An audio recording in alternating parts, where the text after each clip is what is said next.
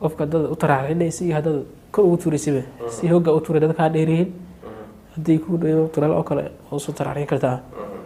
laakiin mar walba inaad isku soo dhaweynaa isku day ana u soo dhaweynin madaxa waxaan u soo dhaweynin Isxaaq Kerow Aadan Cali oo magaciisa afgarashadu yihiin Cabdiladiif Cumar Faaruq iyo Cabdiraxmaan 2014 ayuu isaga tagay tuulada Dudumaale oo u dhow degmada Xudur ee xarunta gobolka Bakool si uu ugu biiro Al-Shabaab safar dheer oo dhulka kadib waxa uu tababar kula qaatay Boosh Madiino 145 dhalinyaro ah oo laga soo aruurshay gobolada dalka Dugle Owdigle Shaam Bariire Baraawe Qoryooley Sabiid iyo Caanoole iyo Aqbari Weyn Golweyn iyo Afgooyo oo dhammaan ka tirsan Shabeellada Hoose ayuu waqtigiisa ugu badan ee Dhuumaaleysiga ku qaatay marka laga reebay inuu Hiiraan qayb ka ahaa argagixisada weerar gubid ah oo ay ku qaaday kolonyo gaadiid ah oo ganacsato raashin ugu rarneed Bakool kadib markii ay iska diideen baad lagu daharay sunnada diinta Islaamka anka alwa shibaalin ka baad abadisi loo shibay marka hortii markii la qabsaday ay buuray fuulay marka buurta loo ma kori karo hada kortoonka soo degitaankeeda inta ka saay ku qaadeen buldiino waatanaay horta soo socda marka xaliri laga soo laabto boorta la gubay ay gran baarta marka intii la gaarto waxay noqotay 14 gaaray noqdeen intii la gaaray mid waa gum waana daraad oo shay waa gum waay walaga nooy jantada marka shada waa boodere walaga nooy shada lagu shibay shada kaliya ba laga soo laabtay jantada waa laaway koon ma la gaarin walaga soo aray markii lagu waayay shada ku shibay shirka ma taa furto shada ku shibay kuraas lagu fadhiyo jantay ku taana marka kuraas matoora marka la gubanayaan wal raashin isla gaaraan intii uu ku jiray jabhadnimada iyo weerarada jidgalka waxa uu suuro gashay inuu noqdo horjoogo kumeel gaar ah waxa uu joogay jabhad marka katiibada saddex jabhad way marka rigi meelahan joogan fasafasahay rigi hadii magan yihiin kuwa loo dhiibtaa yani marka jabhad mid kamid liiday madeed waxa raysanayd katiiba ku raysanayd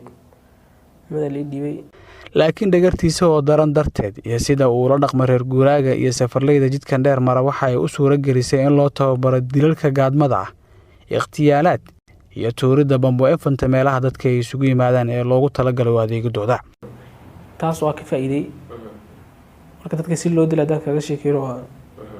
qofan waba socdaaba ma ku jeedo kaasoo kale waa fursad laakiin qofka ku soo fiirinayo kale إنها كلهنا وأنا أكتي سمرة هذه كلاش سوبها وفيرنا يكون مشغول أكيد بس كم دقيقة يصير ما كان دافتي وكسول لعنا هذا كروس وجالس كل جنة قف كسعودنا مرور بنا قدر كمرتنا غنا قف هرتيس كنوس وبعيس سواء كان وران وكفيرنا إن بحاش الله صباح وكاسو كوجيدين بأمر كريه وبعدي بهاش قريس وتو قري وتو أنا وريجنا هنا ما بنقولوا هذا كاسو كله مركي تاسو يصبري أحمد عمر علسو أول الدل كوي لاتنكي جنوري سنة كان أيو كقيم نقد كيرو وأنا الدلك يجوه ويدو كفوليان السجا يلا بكلو يسوي تجربه الجريان كيرو وحويش هجا سببته يوجد تنازلين استعمال كبستولات ده إنه تهاي توب تأمني أو سماستي تلس كبوليس كجبل كبنادر taasoo sababtay in koob badan oo saaxiibadiisa loo diro hoyga dambe aakhiro stoorad macnaha shaqada ma yaalina in la soo diyaaray rabtaa dad lagu qabtay rabtaa marka qabashada noo badnayd marka qofka stoorad wato wala dareema marka sababaas dhammaan jiray marka in stoorada lagu ugaarto in dadka waraasto in lagu soo diyaar labadaas way stoorada waxaan soo diyaarinay malano sheegin kaasan ahayn aniga ma baraasin jirin marka ma meesha baaburta wareegaysay marka dadkii dareemo oo kale qabanayo marka shaqada ku roqo lagu dhaxan hada ku dhacdo oo kale dhawaato marka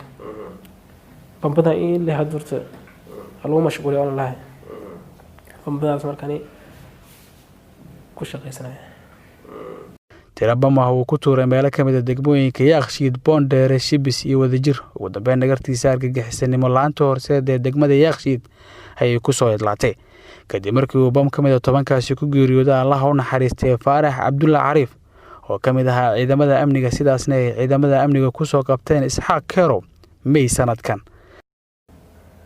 يعني تومبا ما توري استغال وقرحين حلنا واكتبتي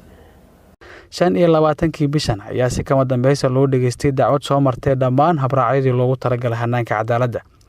ugu dambeyn maxkamadda ayaa maanta go'aan ka soo saartay sida uu ku dhawaaqay gaashaanle sare Xasan Cali Nuur Shoote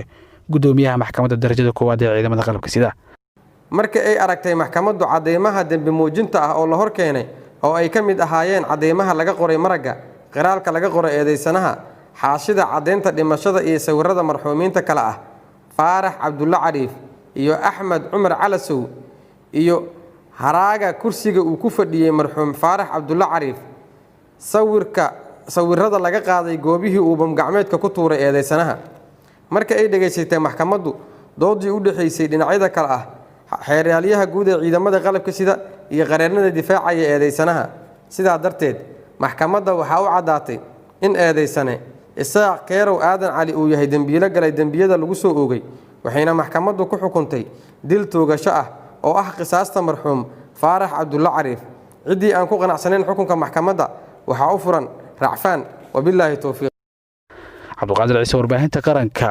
Muqdisho.